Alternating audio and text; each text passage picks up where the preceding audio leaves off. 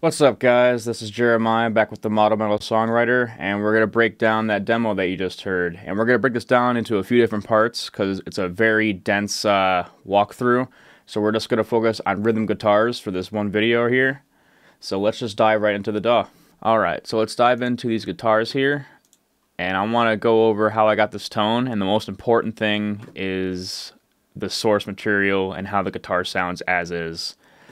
So I will say this guitar is tuned to drop E, so it's pretty low, and I do a lot of pitch shifting around, which I'll show you that in a little bit. And then you can see they look very clipped here on the DIs, and that is because these are active pickups. These are Fishman Fluence Moderns.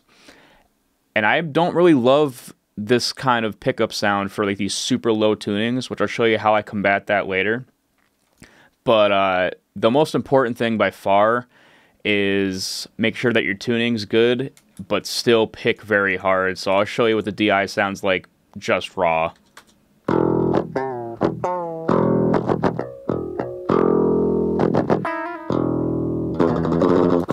So you can tell that I'm picking that pretty hard. So let's dive into how I got this guitar tone that you hear in the first demo mix. So first thing is I EQ'd the DI on the way in. This is mainly to combat me not loving the sound of active pickups with these super low tunings. And I find that they're super compressed and congested down in these mid to low mids. So like this big bump here is pretty much just combating that. And then I'm compensating some more scrapiness or like pick attack and then some low end just to compensate for that big mid scoop. So it's here before and after.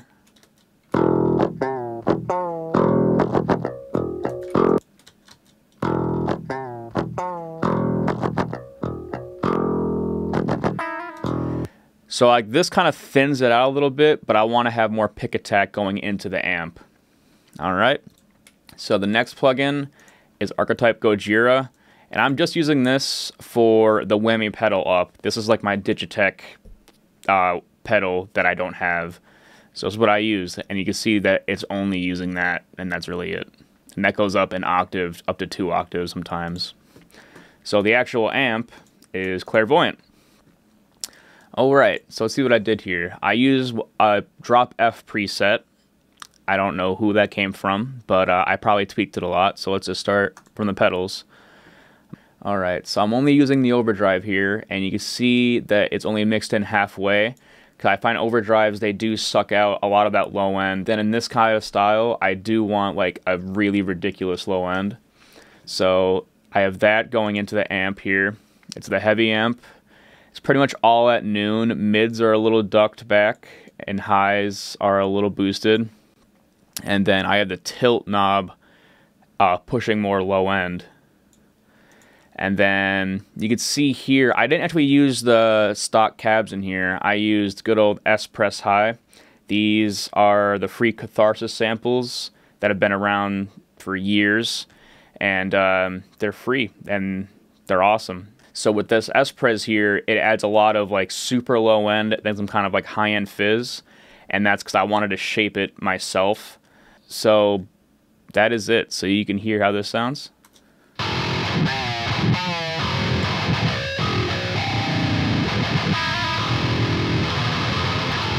Then from DI.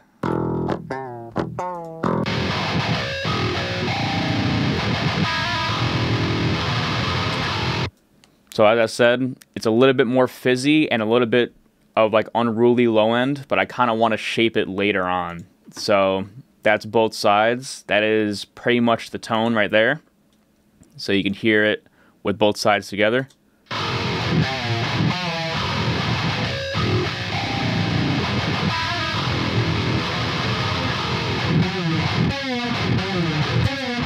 Alright, now you can see it's sending to this little subgroup here, and there's a lot of plugins. And now this whole genre to me is about experimenting. So a lot of these are things I would probably never do, but I was just trying new stuff because it's THALL, bro. It's THALL. But we can definitely hear what it sounds like with no plugins on it, and it probably doesn't sound too different. So this is with no plugins.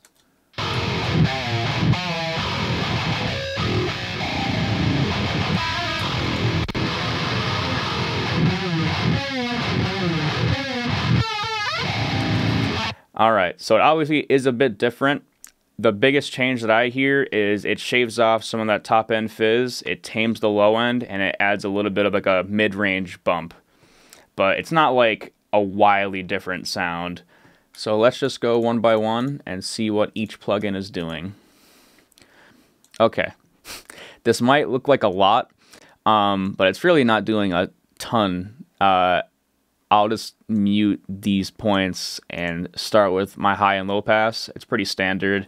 So I'm high passing at 74 and doing a low pass at 12K. So this is how that sounds.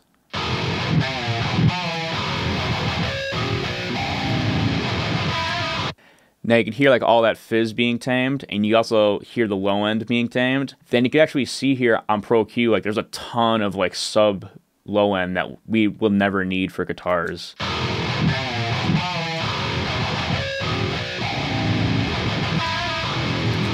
Like that's a lot of like sub low end that you can't even hear. So the first thing that I usually always combat is this mid-range cabinet resonance. That's in like most cabinets, no matter what. So usually about like 700 hertz, and this is a dynamic cut.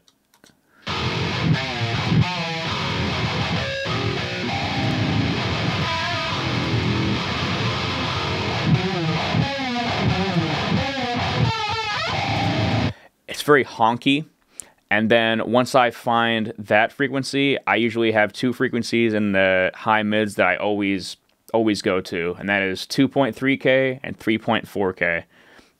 I'm not sure why. Maybe it's my ears are super sensitive to that, but I always just go after those. So let's see what we did here. This one's at 2.369, so pretty much 2.3, and then 3373, so 3.4. Yeah, so I'll arm these, and you could hear how that changes it.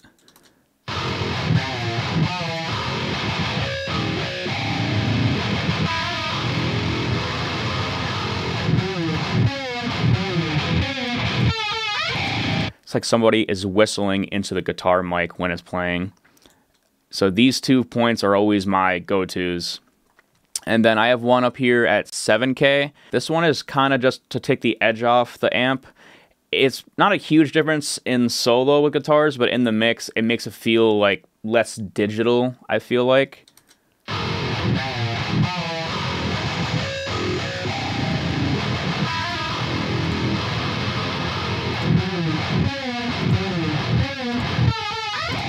Maybe I went a bit too far on that, but I'll just keep it where it was. So I probably went to this low band next, and this is probably just adding low end, but when I pitch shift or I palm mute, I do have like an overbearing amount, so it just cuts that down. This dynamic cut is pretty standard, and you'll see like as we go on that I do like stages of this kind of processing, but I'll show you what I mean here. Pay attention to like the palm mutes and like the super low notes.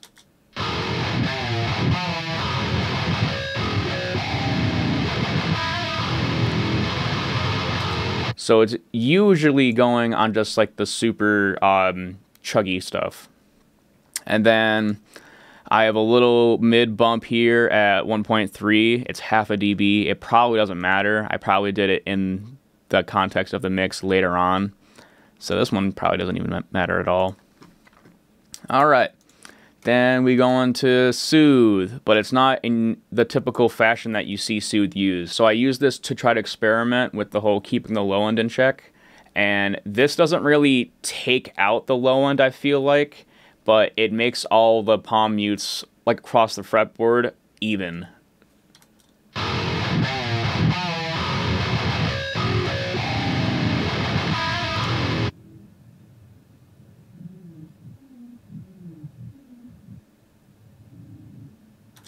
So you hear like on those bendy parts, they kind of stick out more, and that kind of tames it so it keeps it a little bit more uniform. It's really not something that I would do ever, but I was experimenting and I thought this was a cool idea in theory.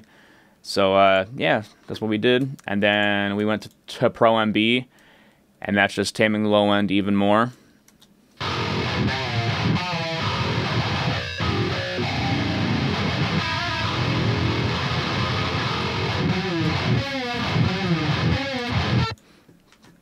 That's pretty self-explanatory. That's like the typical move that I've been doing here.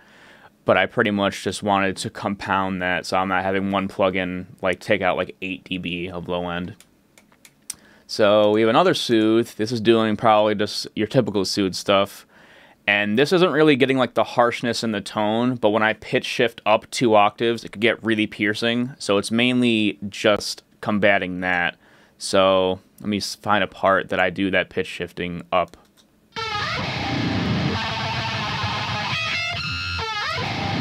So you see, like on those dissonant high notes, it definitely takes out a lot more.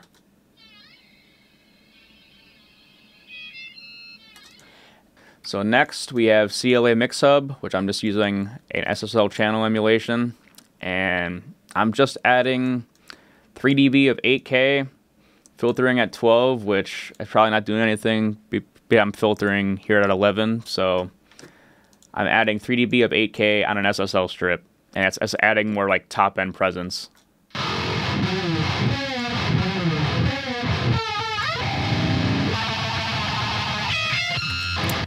That to me is very natural top end, and it just adds a bit of presence without changing the tone wildly, so I loved how that worked.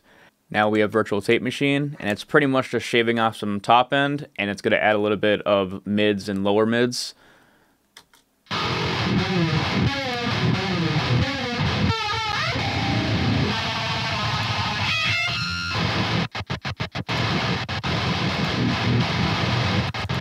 It makes it a little bit more like push up front, but it's definitely not a huge difference. And then next is Pro MB, and this is a side change to the kick drum because I want the kick drum to really push through. So this won't make any sense without the context of that. So I'll put the drums on.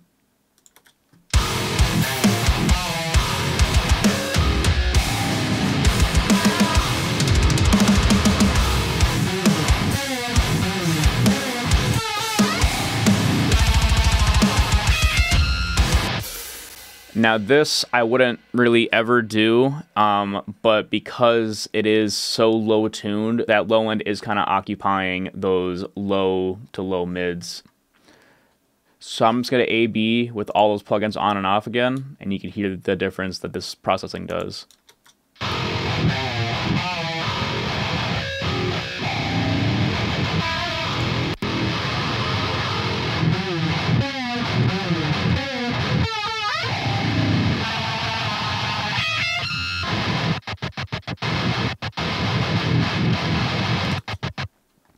And that sounds great to me. Obviously, it's a little bit more tamed in the low and top end, and there's more mids. And in retrospect, I could probably just use one of the stock cabs because they're not as fizzy and not as subby, and they're a little bit more, you know, mix ready. But I just wanted to experiment with this kind of stuff, and that is where I wound up with this.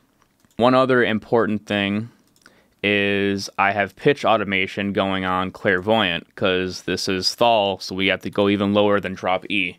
Let's go to the pitch shifting module over here, and you can see on like this one sustained note, I'm going down, I guess, 7 semitones, so drop E to drop A1 was like stupid low, but you can definitely see it turn on and off right here. So just pay attention that when these automation dips happen, this pitch will move up and down. So right now it's at 0, and we're in drop E technically.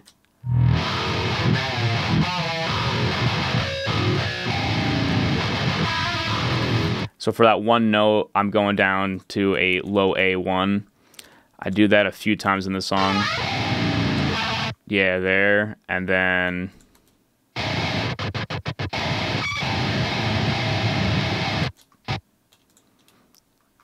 and looks like I'm down to drop B1, so I go down -5.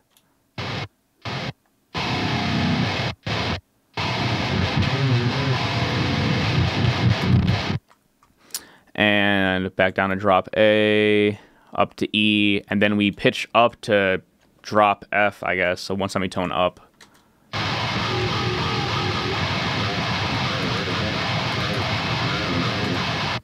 Yeah, so that's how I'm using the clairvoyant to kind of do that THALL pitch automation stuff that you hear all the time, going up and down octaves and whatnot.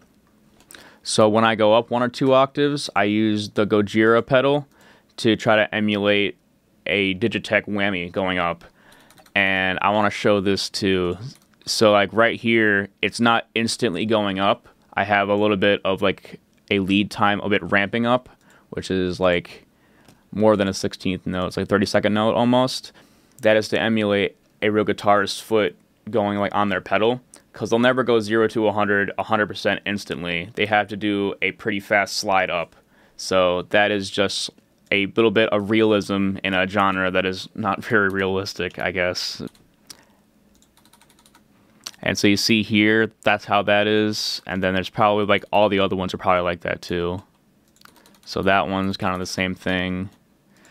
Then this one's a little bit more human. So like in my imaginary world, the guitarist didn't fully go up for his pedal. So he never made it all the way up 2 octaves. He kind of stopped. Like he did like a little like flutter and then backed off. Thanks for checking out this video. And if you have any questions, leave them in the comments below, or join the Modern Metal Songwriter Facebook group. And stay tuned for the other parts of this series, because there's some cool stuff that is pretty experimental and you could definitely use as inspiration for your own kind of writing projects and productions.